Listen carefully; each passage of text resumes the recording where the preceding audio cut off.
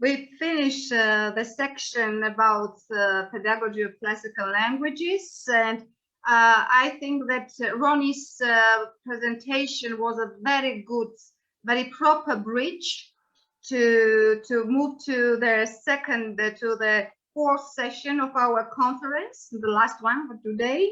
Its impact of pandemic on teaching of classical languages, and I was very happy to hear that during the pandemic, Ronnie was obliged to use some new approaches, which she will use in her future work after going back to our classes, because I have the same feeling with some new methods and approaches I started to use because of pandemic, because of the Zoom world and so on. Thank you. So the next speaker is from Colombia, the University of La Sabana, Ronald Forero Alvarez. Well, action research in classical languages courses at the University of La Sabana during the COVID-19 pandemic. Ronald, floor is yours. Thank you. Can you hear me? Yes, we can hear you, and you may also share your presentation if you have. Otherwise, you just speak. Thank you. Okay, I'm going to share my screen. So let me a moment, please. Yes.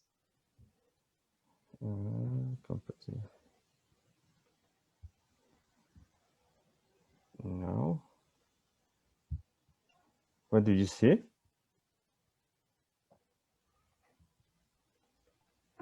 Yes, we see your presentation. Okay, thank you. Let me a moment, please. Now, I would like to thank the organizing committee of this Congress for the opportunity to share my research result with all the people following this broadcast. So, next. First, I will start this presentation with the definition of action research and the way in which I have carried it out in my courses at the University of La Sabana. Next, I will show how 2 cycles of action research were achieved in the year 2020 during the health emergency caused by COVID-19. Finally, I will offer some conclusions about the process accomplished. There are many definitions of action research. For Peter Rison and Hilary Bradbury, action research is a family of practices of living inquiry that aims in a great variety of ways to link practice and ideas in the service of human flourishing. This definition could be complemented with that of Jeffrey Mills, who mentions the participants in the educational context. According to this author, action research is defined as any systematic inquiry conducted by teachers, administrators, counselors, or others with a vested interest in the teaching and learning process or environment for the purpose of gathering information about how their particular schools operate, how they teach, and how their students learn. The positive impact of this research method in education is due to the fact that in its stages, action research helps to understand and transform educational processes. In effect, this methodology starts from the teacher's reflection on his or her professional work and takes into account the students and their needs. There are several models of conducting action research. In our case, we have followed a 3-stage model. First stage, called planning, aims to identify problems in the classroom. The second stage, acting, consists of developing an action plan to solve these problems. And the third stage, reflecting, evaluates the action accomplished, which starts a new cycle of research, because evaluations allows us to observe both the success and the aspects to improve. The health emergency Yes, this is the number 5. Yes. The health emergency caused by COVID-19 in 2020 forced teachers around the world to teach their classes remotely. This sudden modality change represented a challenge not only for teachers, but also for the students, and as they were forced to change their work, teaching, learning, and study habits. The sudden change from face-to-face to remote modality necessarily required a rapid adaptation of the classes to the new environment. To carry out this adaptation in a systematic and effective way, I resorted to action research. In the first stage of this first cycle, I considered that the creation of new didactic material would allow students to access explanations of difficult grammatical topics, not only in a different way that found in the textbooks, but also in a way adapted to the particularities of the courses. I judged that the material should be videos in which the text prevails, and the examples were taken mostly from philosophical works, since the classical Greek and Latin courses are part of the philosophy career at the University of La Sabana. On the other hand, I thought that activities using learning and knowledge technologies could promote the language study in an entertaining and active way, since the students would be at home with preventive isolation measures. In the second stage of this first cycle, videos were created to explain the declension in alpha, the contracted verbs, and the Greek case system. Self-correcting questionnaires were also prepared in Moodle for practicing declension and conjugation, since it is advisable to prepare a script for the preparation of a video, the text can be added to the video description and can be used to create other materials, such as an interactive presentation, which allows embedding questions of self-correcting exercises, as can be seen on the slide.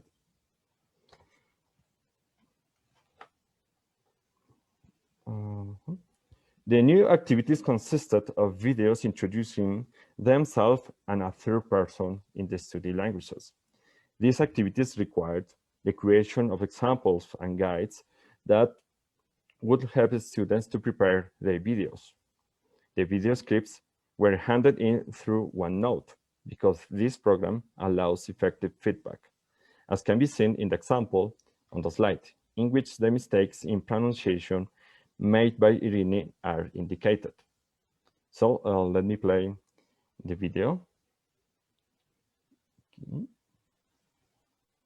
Here Teofili, onomami esti Maria Irini, egoiko enti Bogotá, imi decaepta eston.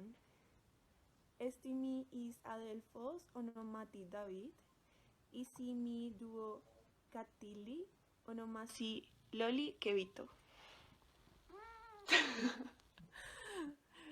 Ego mantano filosofian entopan epistinio la Sabana. Erroste. Okay. Not again. The next one. Okay. The haste in the modality change didn't allow more substantial modification in the structure of the classes during the first academic semester of 2020. However, the period without classes from June to July was used to carry out the third stage of this cycle. Its aims was to reflect on the results of such modifications and the needs of the students in the remote modality. For this, an anonymous survey conducted among the students was analyzed. The students' answers allowed us to observe that the new didactic materials were highly valued. This is because there were new videos, presentations, and images shared during class, not only explaining grammar, but also showing certain aspects of ancient cultures, such as Greek theaters, Roman aqueducts, etc. In relation to the ease of vocabulary acquisition, I considered that it was due both to the textbooks, Athenae and Lingua Latina, that are based on the direct method, and the preparation of the video introductions. These activities received positive comments and promoted participation and interest in the class. As the students presented family members and pets in their videos, following the teacher's model. Other notable comments were related to the impact of the teacher's attitude throughout the process, since the student valued his professional performance, such as the assessment and updating of the didactics, as well as his patience and commitment. Regarding the negative aspects, there were 3 comments related to monotony. These comments were due to the wait for participation in the analysis and interpretation of the readings of the textbooks, because depending on the difficulty of the sentence and the students' doubts, the time devoted to the book chapters was sometimes extended for an hour or more, which didn't allow students to participate more than once during that time.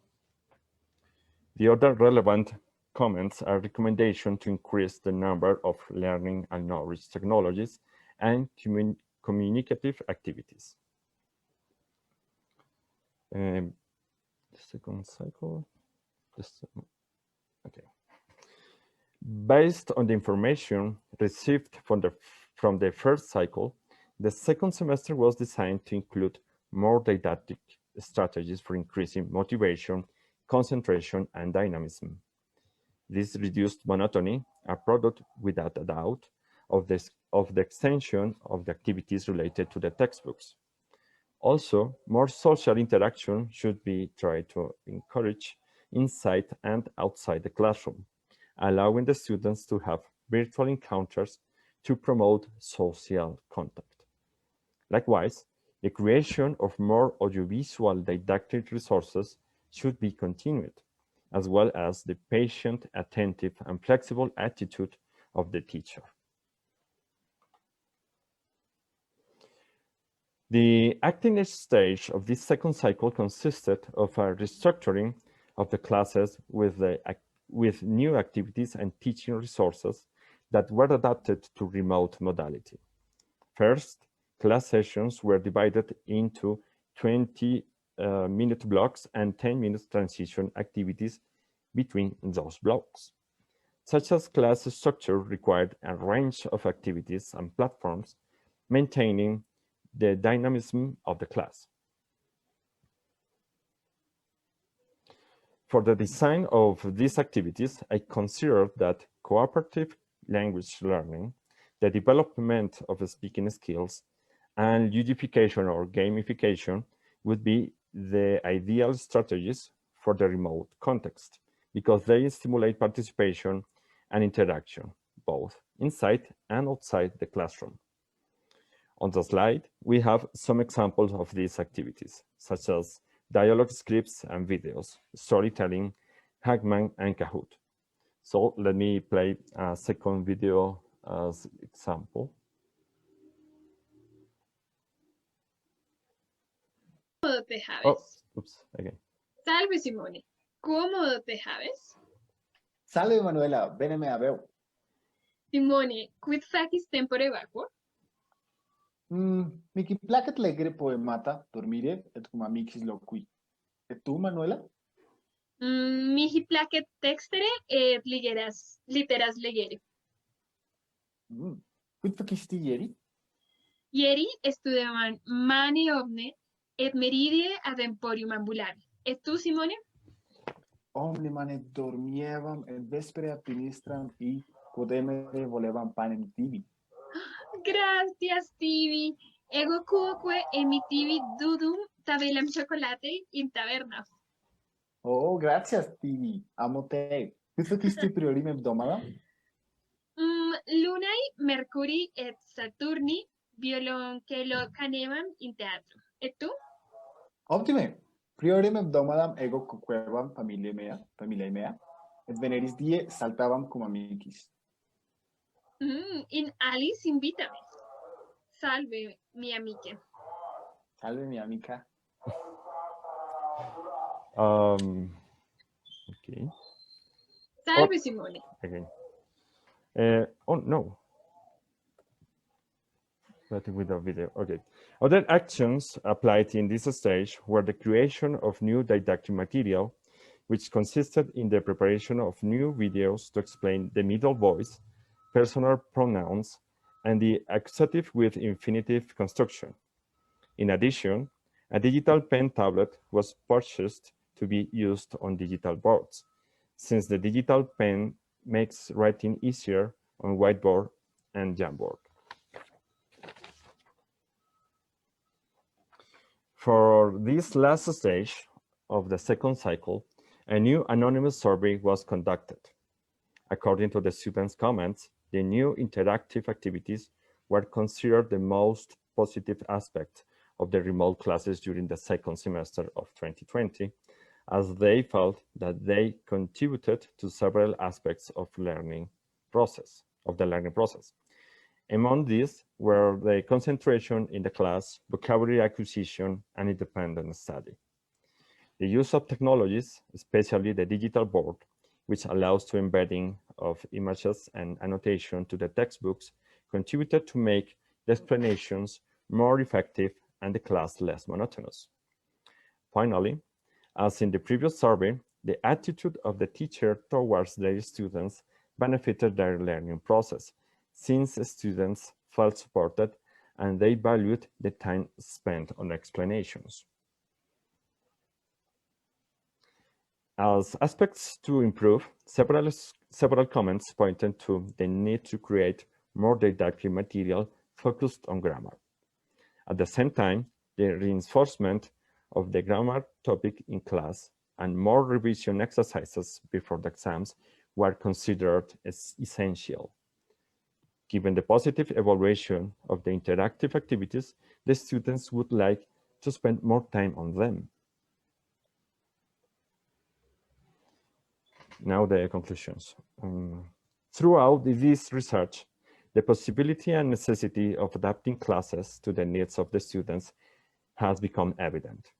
Thanks to the action research methodology, this process was carried out in an expeditious manner, since in 8 months, 2 research cycles were carried out, allowing to modify the class structure and design new didactic strategies that provided the students with an adequate teaching and learning environment for the remote classroom. Continuous reflection on pedagogical processes allows finding mechanisms to improve and make them more efficient, not only in the case of the remote classes, but also in the case of face-to-face, mixed, or virtual ones. Among them, the learning and knowledge technologies stand out because their adaptation to the objectives of each course offers a large number of possibilities. Thus, videos, images on a digital board, self-correcting questionnaires, Kahoots, etc., can be ideal complements to the textbooks, as they expand the barriers of printed material and promote independent study. On the other hand, taking the students into account is essential in modifying the courses. Their opinions show pedagogical and didactic flaws that are difficult to see from the teacher's unique perspective, such as the case of the excessive dedication to the textbooks and their exercises. Finally, diverse interactive activities in a block class structure are essential to maintain consistency in learning, which can be affected by monotony and lack of attention. They are also a space for social contact in the remote mode, since work in small groups requires communication outside the classroom. Thank you very much for your attention.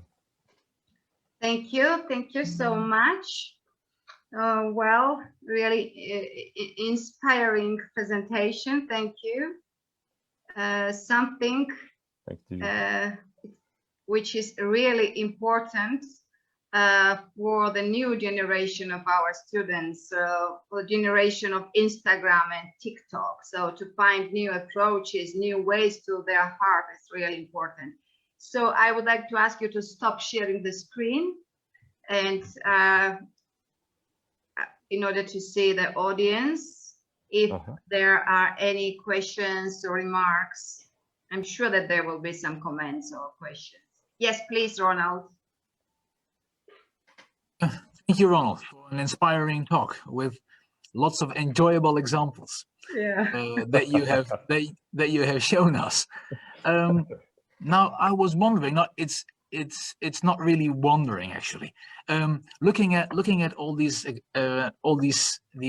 little clips and the examples that you have shown us, and considering the possibility, of course, that one day, hopefully soon in the near future, we will be able to be together with our students in one room. Now, I can imagine that many of the materials that you have shown us, that you would like to continue using them, even when we return to the normal physical form of our classes. Do you indeed consider continuing using all these materials as alternative classes, or possibly alternative for classes once the universities open up again? Yes, actually this semester we are going to the campus in a mixed modality. So there are some students at home and 2 or 3 or 4 with the masks. And I bring to the university the tablet, the pen tablet, and I project in the screens in the classroom the textbook with the annotations, and we have a cam in the roof recording the class for the students at home.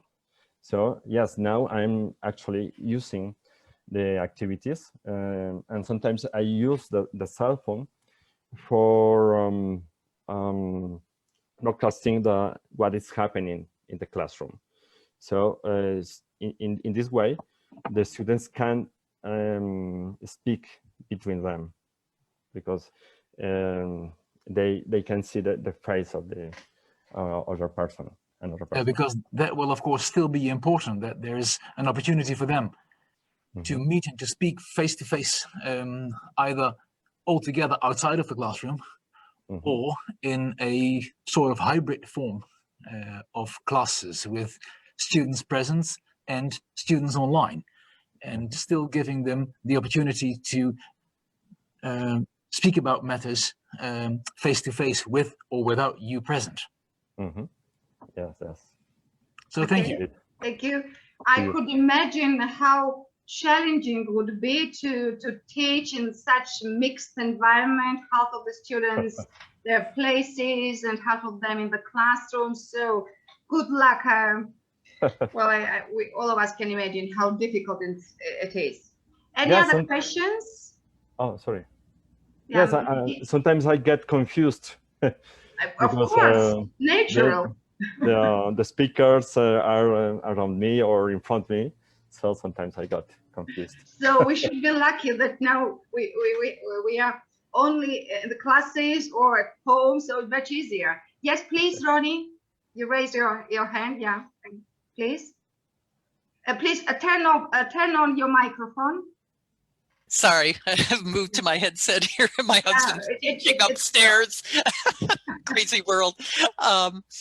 Yeah, just 2 quick questions or comments. I love the students talking and interviewing each other. That was such a wonderful use of active language. And the other is a comment. I am enormously impressed at how quickly you did evaluation. most people I know are just in their own little classrooms trying to manage and invent things. And here you've already done things, gotten feedback, and incorporated that. So I see that as a real model for the rest of us to try to evaluate pretty quickly what's going well and what isn't. So thank you. Yeah, thank you so much. I absolutely agree with the remarks of Ronnie. By the way, I myself have some question concerning this questionnaire. It's a methodological issues. Well, who prepared the questions and questionnaires for the survey? And who organized? You yourself, your academic staff, or you had some external assistant from the administration of your university? And no, I have actually two sources for this. My own survey via Google Forms offers the possibility of anonymous survey. And there are another assessment of the teachers. This is institutional. So I have to take the comments of the students from these sources. For maybe I can share the screen again.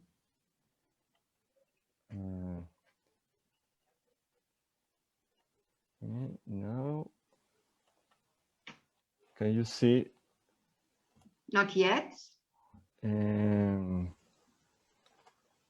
trying to put the drive of my teacher's account in Google. So the students are free of any comments anonymously, and I synthesize the answers. Yeah, so there were two sources, your own survey and also the institutional questionnaire. And my second question is about the ways you managed to break this monotony of the classes the students were asking. So how did you find what to do? Because you should know, this idea of video clips, or you mentioned this Kahoot or Jamboard or things like this. Who decides? You yourself, your team, or? May you repeat, please? Because yeah, I'm sorry. So many interruptions. Who decided about the ways of breaking this monotony of the classes? Who and how identified which methods and approaches to use? For example, this idea of videos, or the idea of Kahoots or Jamboard you mentioned. You yourself, or there's members, several people who decided together? I have taken ideas from other teachers, because I remember my classes of English in an academy in Bogota. And for example, from them, I took the ideas of continuous dialogue between the students, because I remember that it worked. So yeah, for example, from a colleague, I take the idea of OneNote, So I'm continuously learning from other teachers. Okay. Thank you so much. The best way to proceed. Thank you. Any other comments or suggestions or remarks from other colleagues? Well, thank you very much for this vivid and enjoying presentation. And at the same time, it's very important to apply this method for teaching and studying Greek language and Latin language. Well, thank you very much. Thank you. Maybe I have another comment related to the Ronnie's comment. We have special programs at our university encouraging the research. So especially after a flooding that occurred at the university in 2011. So the campus was flooded by a river. So since this time, we are trying to research on how to improve every semester, and the university has invested a lot of money in platforms, in software, and it have allowed to have this capacity of adaptation. So actually, this action research I have began in 2000 and my memory 17 with the improvement of assessment. So the comments in the surveys from the students have given me ideas for the improvement of my classes. So for the reason it is. Thank you so much. Thank you. In December at our university, we also organized ourselves a survey about teaching classical languages at different specialties of the Faculty of Humanities. And your example is inspiring example for us how to use the results of the survey we did in December. Thank you so much. No, thank you to you. Thank you. So